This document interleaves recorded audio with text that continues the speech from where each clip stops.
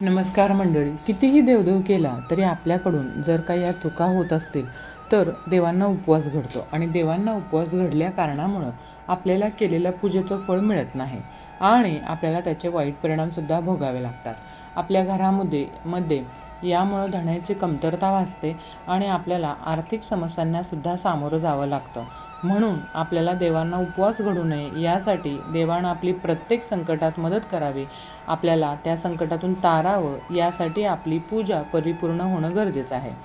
देव जर आपल्यावर प्रसन्न नसेल तर आपल्या घरामध्ये कशाचीही कमी पडत नाही. धान्य सर्व काही भरपूर प्रमाणात आपल्या घरामध्ये राहतं. देवतांना उपवास घडू नये यासाठी काय करावं? तर आज या व्हिडिओमध्ये तुमच्यापैकी बऱ्याच जणांनी कधीही न ऐकलेली दुर्मिळ माहिती पाहणार आहोत. बघा, आपल्या दिवसाची सकाळची सुरुवात ही देवघरापासून होत असते. आपण सकाळी उठल्यानंतर आवरून झाल्यानंतर आपण पहिल्यांदा देवघरामध्ये येऊन पूजा प्रार्थना करतो. पूजा प्रार्थना करून झाल्यानंतर दिवा अगरबत्ती करून नैवेद्य दाखवून झाल्यावर आपल्या कामाला आपण हात लावतो. त्याचबरोबर संध्याकाळी देखील आपण तुळशीसमोर सर्वप्रथम दिवा लावत असतो आणि त्यानंतर मग आपलं नित्यकाम आपण करत असतो. तर आपण सर्वजण दररोज जर देवांची पूजा करत असाल तर ते खूपच चांगलं आहे. त्याचबरोबर कोणत्या दिवशी देव अगदी साफ करायचे आहेत, जर तुम्ही त्या दिवशी देवपूजा करत नसाल तर तुमच्या या चुकीमुळं देवांना उपवास घडणार आहे. तर कोणत्या दिवशी तुम्हाला देवांची पूजा करायची आहे व कोणत्या दिवशी देवांना साफ करायचं आहे आणि दुसरी गोष्ट म्हणजे तुमच्या कोणत्या चुकीमुळे देवांना उपवास घडणार नाही याविषयीची संपूर्ण माहिती आपण आजच्या व्हिडिओमध्ये पाहणार आहोत.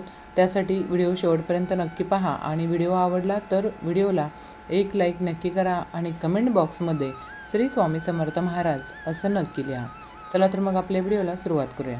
हिंदू धर्मानुसार रोज सकाळ संध्याकाळ देवाची पूजा करण्याची प्रथा आहे. देवांची विधिवत पूजा करून प्रार्थना व स्तोत्र म्हणणं हे आपल्या शास्त्रात सांगितलेलं आहे.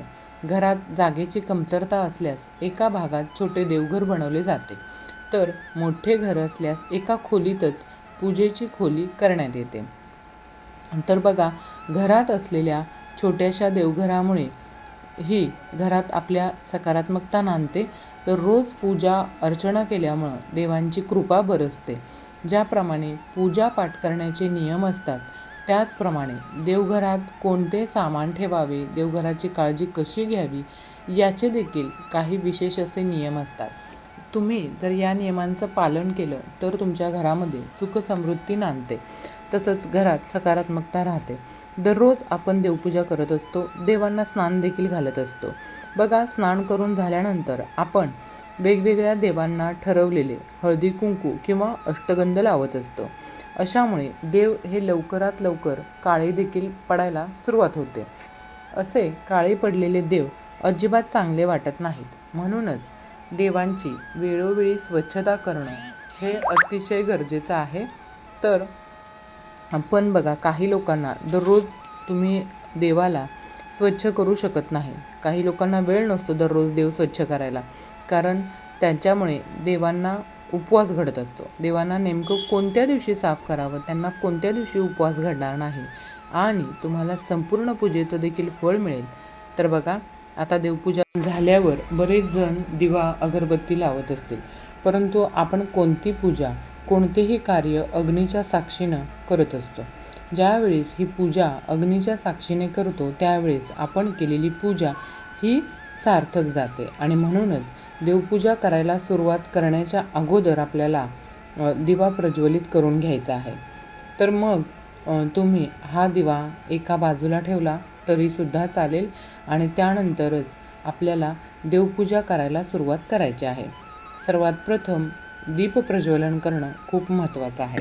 आपण दररोज घर स्वच्छ करत असतो, घराची साफसफाई आपण नित्यनियमाने दररोज करत असतो, परंतु आपल्याला घराची रोज साफसफाई करायला जमत नसेल तरी देखील आपण काय करतो, गुरुवारी चुकूनही घरातील फरशी पुसत नाही आणि अजिबात पुसूसुद्धा नाही.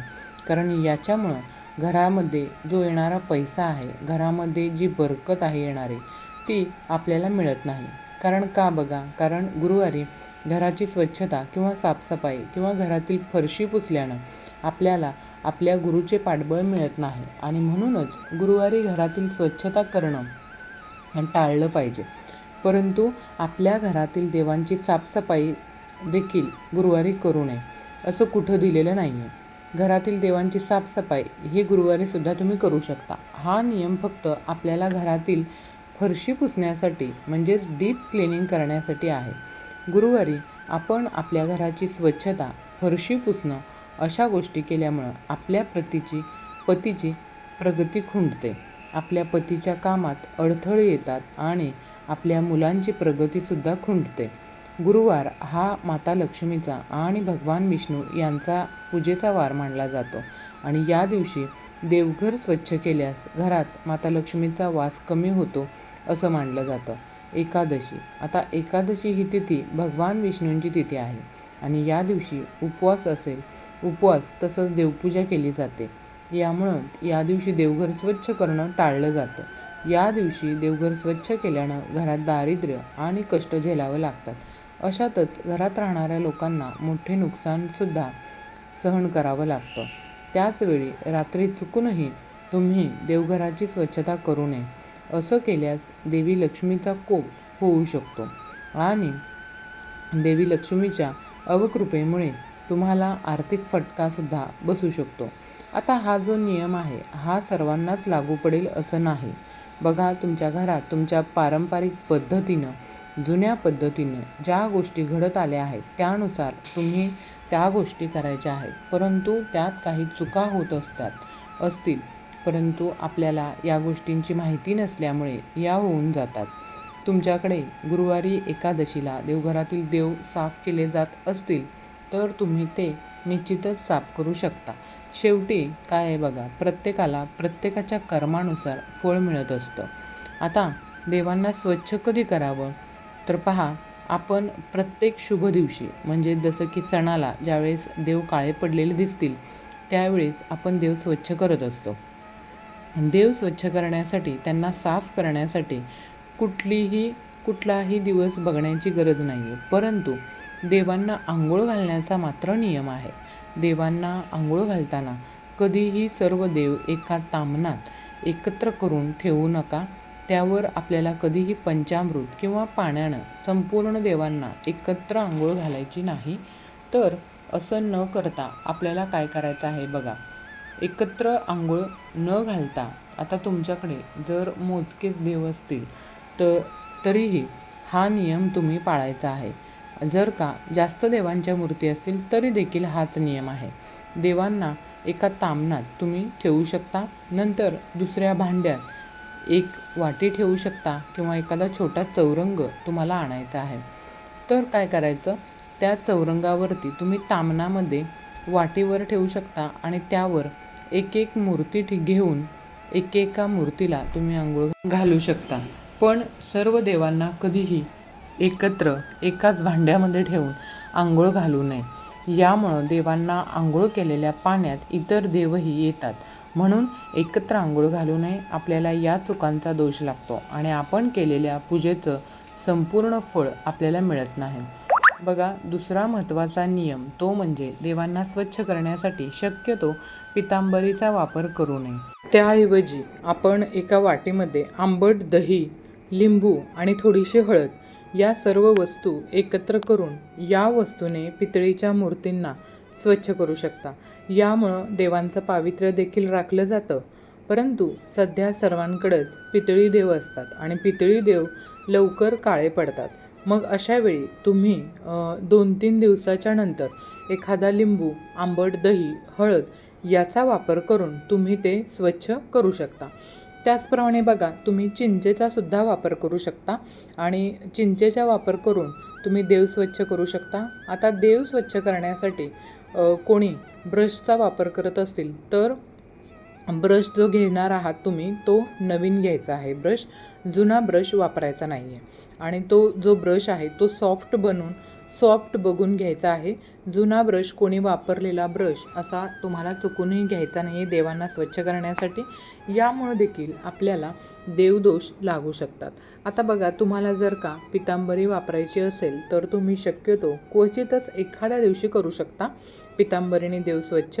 तर तेव्हा काय करायचं, पितांबरीने देवांच्या टाकांची झीज होते आणि तसंच पितांबरीने चांदीचे टाक खराब होतात आणि देवांचे डोळे, नाक, कान हे झिजतात. देवांच्या टाकांना होल देखील पडतात.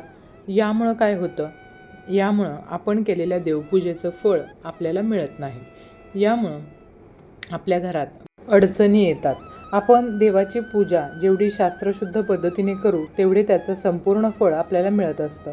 जेव्हा देवघराची स्वच्छता कराल तेव्हा देवघरातील देवांच्या मूर्ती आणि फोटो जमिनीवर ठेवू नका. त्यांना स्वच्छ ठिकाणी आणि स्वच्छ कपड्यावर किंवा स्वच्छ भांड्यात ठेवा. देव स्वच्छ करण्यासाठी अमावस्या तिथी अतिशय महत्त्वाची मानली जाते. बहुतेक घरांमध्ये देवारे हे लाकडी असतात बघा, म्हणजेच देवघर हे लाकडी असतं. त्यामुळे देवघर पाण्याने कधीही धुवू नये. असं केल्यानं त्याचा पृष्ठभाग ओलाव्याने फुगू शकतो. तेव्हा 1 कप पाण्यामध्ये 1-2 चमचे व्हिनेगर मिसळा आणि देवाऱ्यावर स्प्रे करा. कापसाने ते किंवा सुती कपड्याने पुसून काढा.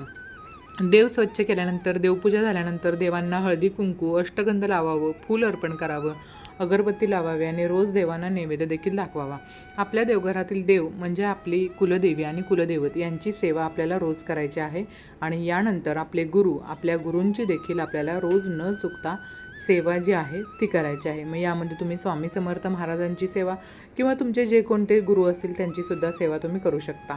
आपल्या देवघरामध्ये बघा, मेन देव एक म्हणजे गणपती असावा, दुसरा कुलदेवता, तिसरा शंकराची पिंड, चौथी अन्नपूर्णा देवी आणि 5वा देव म्हणजे बाळकृष्णाची मूर्ती. आणि या व्यतिरिक्त आपण देवघरामध्ये आपल्या लक्ष्मी मातेची मूर्ती, विठ्ठल रुक्मिणीची मूर्ती, दत्तगुरूंची मूर्ती ही ठेवू शकता. व्हिडिओ आवडला असेल तर लाईक, शेअर, सबस्क्राईब नक्की करा. धन्यवाद.